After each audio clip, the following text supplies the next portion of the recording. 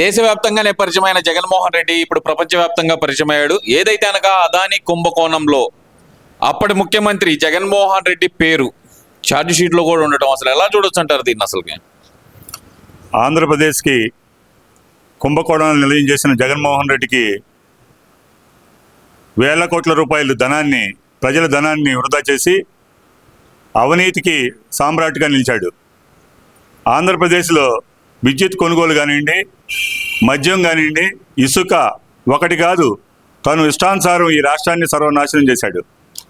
కడకు ఆంధ్రప్రదేశ్ ప్రజలను మోసం చేయటం కాకుండా ప్రపంచ దేశాలు తెలిసే విధంగా కూడా తన అవినీతి బండారాన్ని ప్రపంచానికి తెలియజేసిన ఘనత ఒక ఘనాపాటి మాజీ ముఖ్యమంత్రి వర్యులు జగన్మోహన్ రెడ్డి గారు.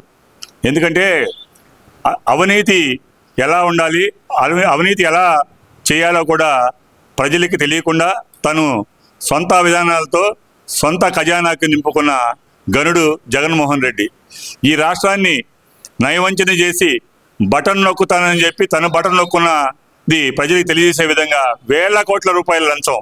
ప్రపంచం ఎవడన్నా ఐదు కోట్లు 10 కోట్లు చేస్తేనే ప్రపంచానికి తెలిసే విధంగా ఉండేది. ఇతను వేల కోట్ల రూపాయలు ఈ ప్రపంచానికి తెలిసే విధంగా రాష్ట్రాన్ని లూటీ చేసిన గనుడు జగన్మోహన్ రెడ్డి.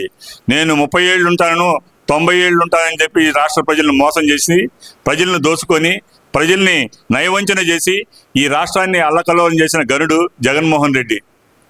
అంటే ఇక్కడ ప్రధానంగా చూసుకుంటే కనుక ఈ కూటమి ప్రభుత్వం నా మీద చేస్తుందని అసత్య ఆరోపణలు, నేను రాష్ట్రానికి లక్షల కోట్ల రూపాయల మంచి చేశాను, నాకు సన్మానం చేయాలి, నాకు శాలువాలు కప్పాలి, ఇది జగన్మోహన్ రెడ్డి వాదన. మరి ఈ వాదనను ఎలా చూడాలంటారు?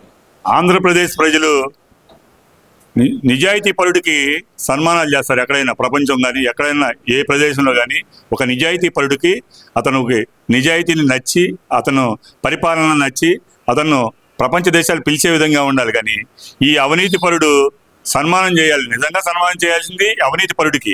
ఇలాంటి అవినీతి పరుడు ఈ రాష్ట్రంలో ఉండకూడదు. ఈ రాష్ట్రంలోనే కాదు ప్రపంచ దేశాలు తెలియజేసిన జగన్మోహన్ రెడ్డికి మేళతాళాలతో సన్మానాలు చేయాలి.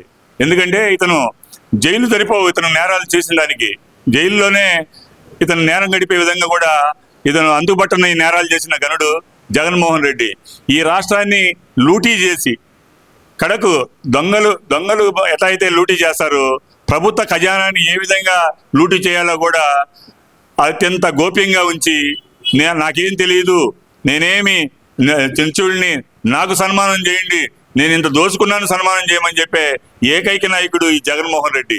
ప్రజల్ని నిజంగా వెరిబాగులు చేస్తుందే కాక ప్రత్యేకంగా ఇప్పుడు నాకు మేళ తాళాలతో సన్మానం చేయాలని చెప్పి దీనస్థితికి ఎదిగాడంటే జగన్మోహన్ రెడ్డిని ఏమనుకోవాలో ప్రజలే ఆలోచించాలని చెప్పి తెలియజేస్తున్నాం. ఇక్కడ ప్రధానంగా చూస్తే కనుక అసలు కుంభకోణం జరగలేదు. చంద్రబాబు నాయుడు హయాంలోనే ఇప్పుడు జరుగుతున్న కుంభకోణాలు, శాండు, ల్యాండు, వైను, మైను మొత్తం కుంభకోణాలు జరుగుతున్నాయి. ఇప్పుడు అదంతా చూస్తే కూటమి ప్రభుత్వం కాదు, దోపిడీ ప్రభుత్వం అంటున్నాడు కదా మరి జగన్మోహన్ రెడ్డి. దాని మీద ఏమని చెబుతారు మీరు? కళ్ళుండి చూడలేని గుడ్డివాడిని ఏం చేస్తామని చెప్పండి. పాపం కళ్ళు లేని వాళ్ళకైతే ఎన్నో అన్ని దారులు చూపించవచ్చు, దారులు తెలియజేయచ్చు. కళ్ళుండి ఈ కబోదికి ఈ రాష్ట్రంలో ఈ అభివృద్ధి కానీ, ఈ అభివృద్ధి ఫలాలు కానీ తెలియకపోవడం చాలా. రాష్ట్రంలో వృద్ధాప్య పెన్షన్ 4,000 రూపాయలు చేసిన ఘనత నారా చంద్రబాబు నాయుడు గారిది. ప్రతి పేదవాడికి ఉచిత గ్యాస్ సిలిండర్ ఇచ్చిన ఘనత నారా చంద్రబాబు నాయుడు గారికి. పేదవాడికి ఉచిత ఇచ్చిన ఘనత నారా చంద్రబాబు నాయుడు గారికి. ఇన్ని సంస్కరణలు, 6 సంస్కరణలు ఏదైతే సంక్రాంతికి ప్రతి పేదవాడికి రేషన్ కార్డు ఇచ్చే విధంగా కూడా ఆంధ్రప్రదేశ్ ప్రజల ముందుంచే విధంగా ప్రభుత్వ పథకాలు ఏవైతే ఉన్నాయో, తాము ఏమైతే చెప్పామో అధికారంలో రాకముందు అది తప్పనిసరిగా పాటించే ఏకైక ముఖ్యమంత్రి నారా చంద్రబాబు నాయుడు అని ప్రజలు అనుకుంటే, ఇలాంటి శాడిస్ట్ మట్టికి అవినీతి పరుడికి ఏమవుద్దంటే ఎప్పుడు అతను అవినీతి గురించే మాట్లాడుకుంటాడు, అభివృద్ధి చెందదు. అభివృద్ధి చెందిన ఈ రాష్ట్రం, అభివృద్ధి చెందుతున్న ఈ రాష్ట్రానికి సర్వనాశనం చేయడానికి కంకణం కట్టున్న గనుడు ఈ జగన్మోహన్ రెడ్డి.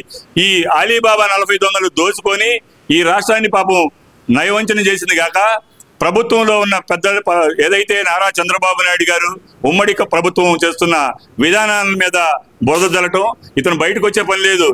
ఈ ప్రపంచ దేశాలు కూడా ఇతనికెళ్ళే వస్తున్నాయి. పాపం ఇన్ని వేల కోట్ల రూపాయలు చేసిన ఎవడా ఆంధ్రప్రదేశ్ ముఖ్యమంత్రి అని చెప్పేసి ఇతని కోసం ఎదుగుతాడం చాలా దౌర్భాగ్యమైన స్టేజ్. ఈ ఆంధ్రప్రదేశ్ ప్రజలు ఇక్కడ ముఖ్యమంత్రి నారా చంద్రబాబు నాయుడు గారు ఉచిత ఇసుక విధానం కానివ్వండి, పట్టెడు అన్నం పెట్టే అన్నా క్యాంటీన్ కానివ్వండి, చెప్పుకుంటూ ఏదైతే 6 పథకాలు అమలు చేస్తామన్నామో తప్పనిసరిగా ఆంధ్రప్రదేశ్ ప్రజలకి చేరువయ్యే విధంగా నారా చంద్రబాబు నాయుడు గారు ఒక సంస్కరణ సృష్టికర్త, మా ఆరాధ్య దైవం నారా చంద్రబాబు నాయుడు గారు అన్ని విధాల ప్రజలను ఆదుకుంటారు, ప్రజల అందుబాటులో ఉంటారుగా. అలాంటి నాయకుడిని ఎన్నుకున్నందుకు మేము గర్వపడుతున్నామని చెప్పేసి ప్రజలు తెలియజేయడం చాలా సుపరిణామని చెప్తున్నాం. ఇక్కడ చూస్తే కనుక జగన్మోహన్ రెడ్డి ఇప్పుడు కొత్తగా చెప్తుంది ఏంటంటే కనుక ఈ ప్రభుత్వం వచ్చిన తర్వాత మద్యం మాఫియా పెరిగిపోయింది, ఇసుక మాఫియా పెరిగిపోయింది, మా హయాంలో అయితే కనుక మద్యం పారదర్శకంగా ఉంది విధానం అంటున్నారు కదా, మరి దాన్ని ఎలా చూడాలి? ఆంధ్రప్రదేశ్ని గంజాయిగా, ఆంధ్రప్రదేశ్ని మత్తు బానిస చేసిన ఘనత ఒక జగన్మోహన్ రెడ్డి. గత 5 సంవత్సరాల్లో గత ప్రభుత్వంలో జగన్మోహన్ రెడ్డి గంజాయి, మద్యం అలా ఇతర రాష్ట్రాల నుంచి మద్యం ఏరులై పారింది. తాను బూమ్ బ్రాండ్లతోటి ఈ రాష్ట్రాన్ని సర్వనాశనం చేశాడు. ప్రజాధనాన్ని లూటీ చేసిందే కాక, ఆంధ్రప్రదేశ్ ప్రజలను నైవంచన చేసిందే కాక, ఆంధ్రప్రదేశ్ మద్యం కానివ్వండి, ఇసుక కానివ్వండి, ఎట్లయితే గంజాయి ఏరులై పారింది. ఈ రాష్ట్రంలో ఒక గంజాయి చిన్న కాలేజీ స్టూడెంట్ కాడి నుంచి ప్రతి ఒక్క పేదవాడి దగ్గర కూడా గంజాయి చేరే విధంగా తయారు చేసిన గరుడు ఒక జగన్మోహన్ రెడ్డి. ఆనాటి ప్రభుత్వంలో ఉన్న పెద్దలు గంజాయిని ప్రోత్సహించిన మాట వాస్తవం. ఆనాటి ప్రభుత్వంలో ఉన్న పెద్దలు మద్యాన్ని లూటీ చేసి ఒక కల్తీ మద్యాన్ని ఈ రాష్ట్రంలో ఎంతమంది కిడ్నీలు బాడిన పడి మహిళా తల్లులు అల్లాడిపోతున్నారు ఈ రాష్ట్రంలో. అలాంటి గనుడు ఈ రాష్ట్రాన్ని పరిపాలించి కాక ప్రజల మీద అనేక భారాలు మోపి అనేక విధానాలుగా రాష్ట్రాన్ని సర్వనాశనం చేశాడు. మద్యం లూటి అట్లానే గంజాయి ఆంధ్రప్రదేశ్ ప్రజల్ని నయవంచన చేసిన గనుడు ఒక జగన్మోహన్ రెడ్డి అని చెప్పేసి ప్రజలు ఇప్పుడు తెలుసుకున్నారని చెప్పేసి తెలియజేస్తున్నాం. ప్రజలు ఇప్పటికీ నన్నే సీఎం అంటున్నారు, నేను ఎక్కడ కానొచ్చినా సీఎం అంటున్నారు. నేను వాళ్ళ కోసం వారంలో 2 రోజులు జిల్లాల పర్యటన చేయబోతున్నా. గ్రామ స్థాయి నుంచి రాష్ట్ర స్థాయి వరకు పార్టీని పటిష్టం చేయాలనుకుంటున్నా. నేను ప్రతి ఒక్కళ్ళు వాట్సాప్ వాడాలి, ప్రతి ఒక్కళ్ళు ఫేస్బుక్ వాడాలి, ప్రతి ఒక్కళ్ళు ఇన్స్టాగ్రామ్ వాడాలి. సంవత్సరం లోపు ప్రతి ఇంటి నుంచి కూటమి ప్రభుత్వాన్ని ప్రశ్నించే ఒక వీడియో కావాలి నాకు అంటూ జగన్మోహన్ రెడ్డి ఇస్తున్న స్పీచ్ని ఎలా చూడాలంటారు?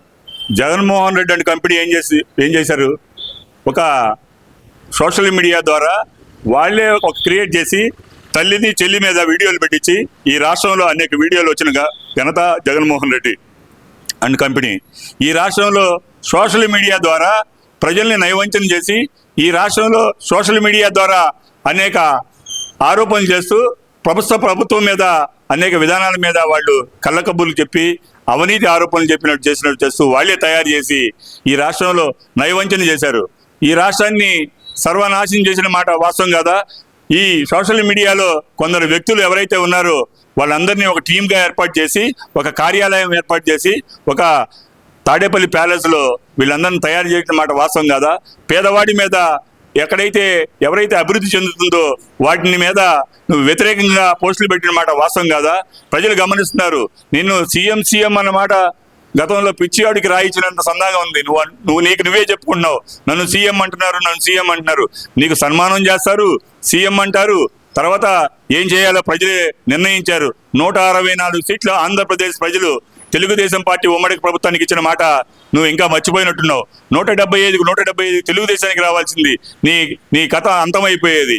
ఈ రాష్ట్ర నీకు పరిపాలించట్రా గాడిదల్లారా అని మీకు 11 మంది సీట్లు ఇచ్చి మిమ్మల్ని కనీసం బాధ్యతగా వ్యవహరించమని ఆ ప్రాంత ప్రజలు మిమ్మల్ని కోరుకున్నట్లయితే శాసనసభకి వెళ్ళి శాసనసభలో ప్రజల పక్షాన వాయిస్ ఇవ్వాల్సిన మీరు బరి తెగించి రోడ్ల మీద బెంగళూరు ప్యాలెస్లో దాక్కోవటం సిగ్గుసేటుగా భావిస్తున్నాం.